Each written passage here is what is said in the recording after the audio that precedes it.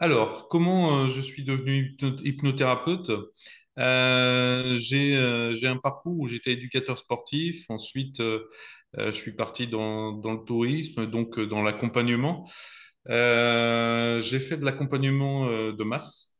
Un jour, par l'accompagnement d'un proche dans une longue maladie, je me suis tout simplement réorienté sur l'accompagnement de qualité et je suis parti dans des formations en fait d'hypnothérapeute dans lesquelles j'ai trouvé vraiment ma voie, dans lesquelles en fait je continue à me former. Voilà.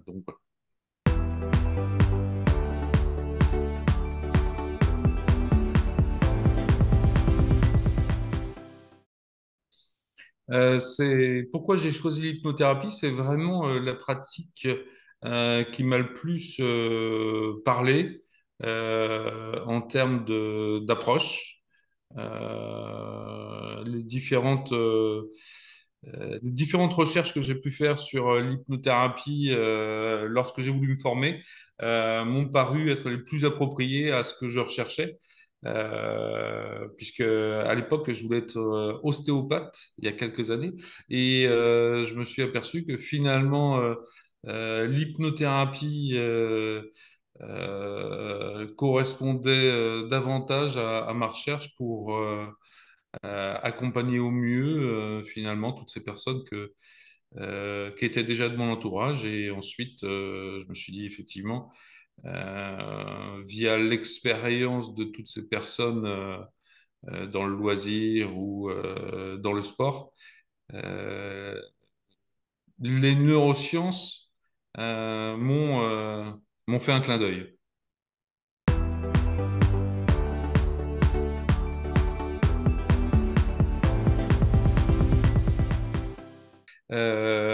Lors de ma formation, j'ai rapidement compris qu'il était important euh, d'adhérer en fait à un syndicat national. Le seul syndicat national en fait et professionnel, c'était le SNH. Je me suis tout simplement renseigné sur le SNH, qui permettait d'avoir un gage de sérieux. Je voulais vraiment aussi faire en sorte de voir comment était représentée notre profession d'hypnothérapeute. C'est pour ça que non seulement je me suis renseigné et après j'ai pris la décision d'adhérer, ce qui m'amène effectivement ensuite à quel rôle j'ai pu avoir au sein du SNH et quel a été mon rôle, puisque je suis allé plusieurs fois, hein, j'ai fait un aller-retour au niveau du SNH. Je suis arrivé en 2018 en tant que délégué départemental au sein des adhésions pour vérifier en fait hein, l'arrivée des nouveaux adhérents et ensuite une représentation sur le plan local.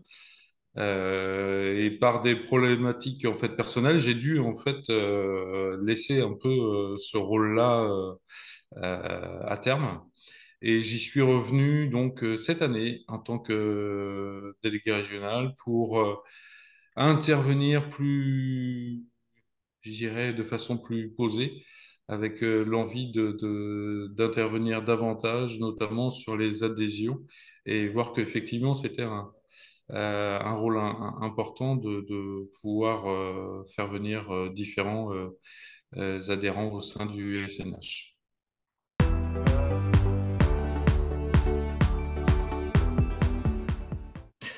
Les, les enjeux, en fait, de notre profession pour l'avenir, c'est vraiment ce gage de reconnaissance, de sérieux.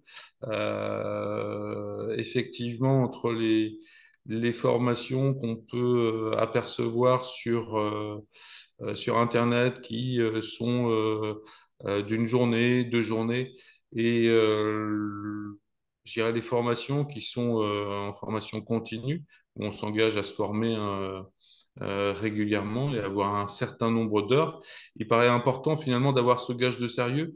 Alors pour chaque hypnothérapeute, mais aussi pour les autres disciplines. Aujourd'hui, Et comme je peux commencer à le vivre, c'est une collaboration et un dynamisme, oui, entre finalement d'autres pratiques comme les ostéopathes, les psychologues, les kinésithérapeutes, les orthophonistes, et qui est vraiment en fait ce travail d'équipe pour offrir le maximum de réponses aux personnes qui poussent et qui poussent nos portes.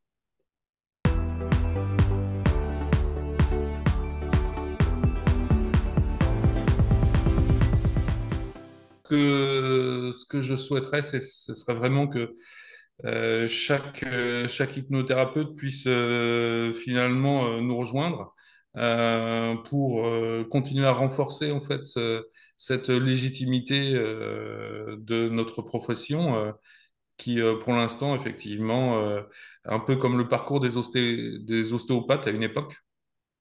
Et on est vraiment dans le même parcours et c'est d'arriver à terme d'avoir un numéro ADELI, d'être reconnu pleinement au sein des différentes pratiques.